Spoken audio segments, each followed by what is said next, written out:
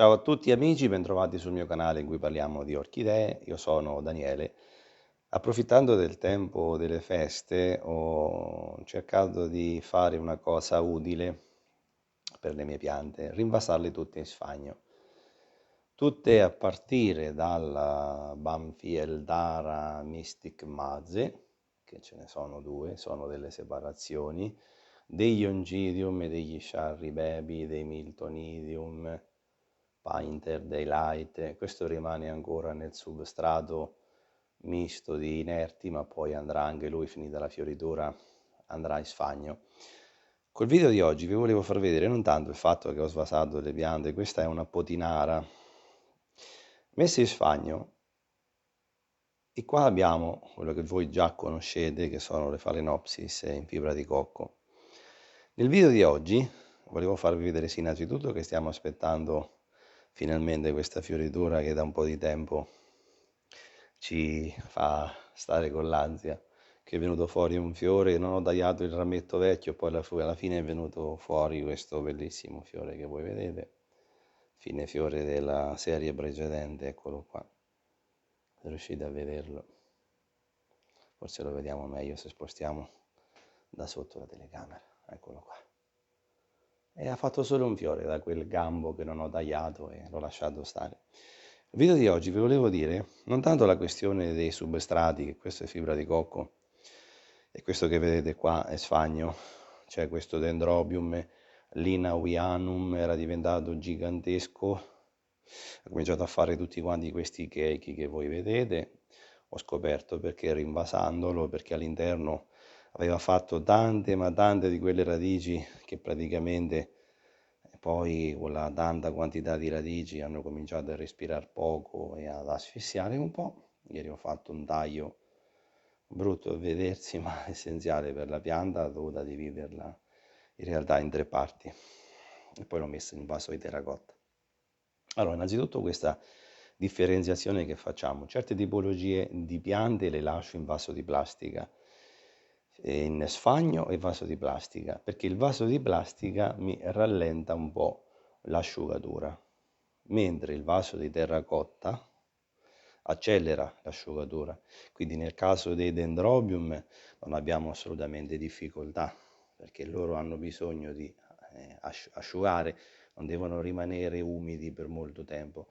Mentre per quello che riguarda gli Oncidium, in genere delle Cambria, questa è una semplice Cambria presa da un vivaista qui vicino a casa, anche lei rimane su un composto misto, un composto in cui ci sta forse anche un po' del bark.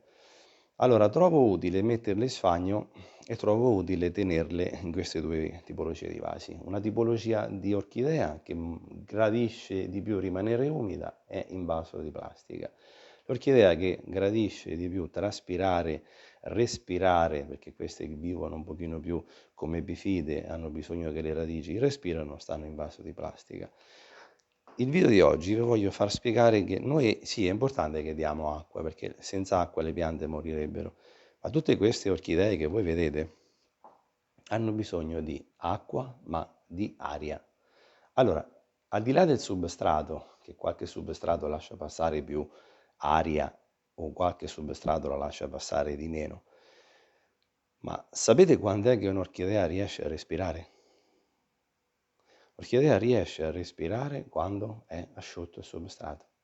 Allora, noi tante volte, questo è quello che è capitato a me, ci preoccupiamo di dare acqua perché pare che senza acqua la pianta non ne vive, ma in realtà la pianta deve anche respirare, quindi per assurdo, se voi vedete tanti video di coltivatori, quando vedete i video, se fate bene attenzione, le piante che fanno vedere nei video sono sempre quasi tutte asciutte, mentre le nostre abitazioni sono quasi sempre tutte bagnate.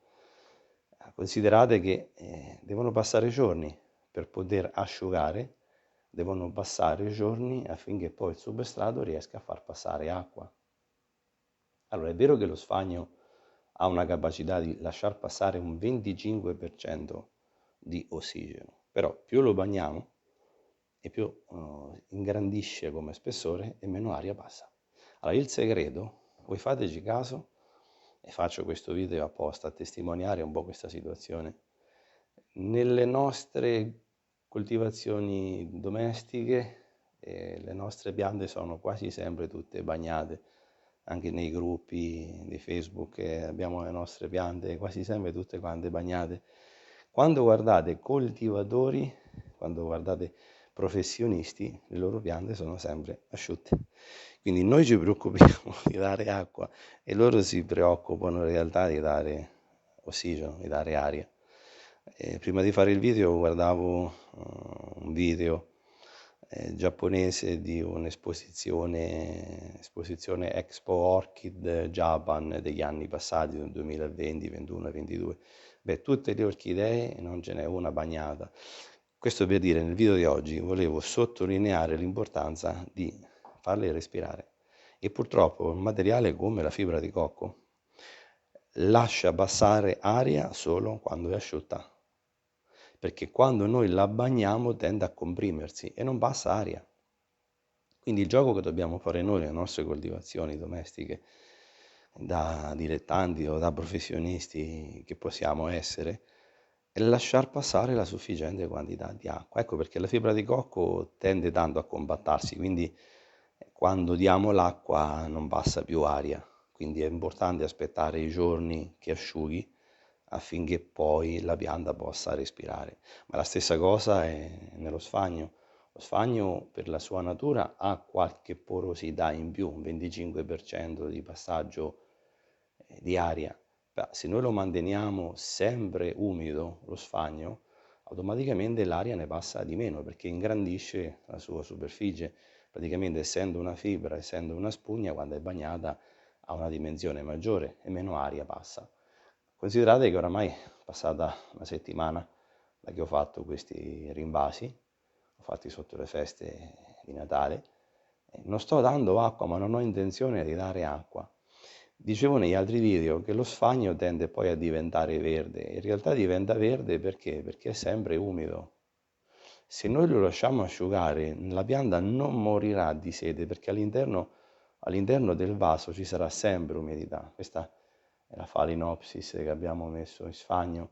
Vedete, non ci sono neanche le goccioline sul vaso, cioè se la lasciamo asciutta non asciugherà mai perché questa fibra, questo sfagno, per quando asciuga passeranno le settimane.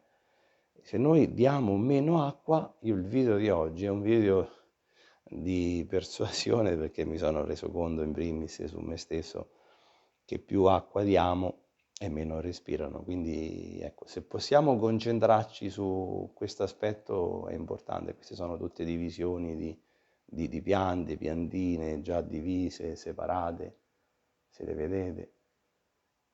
A seconda poi della grandezza del vaso asciugherà prima o dopo.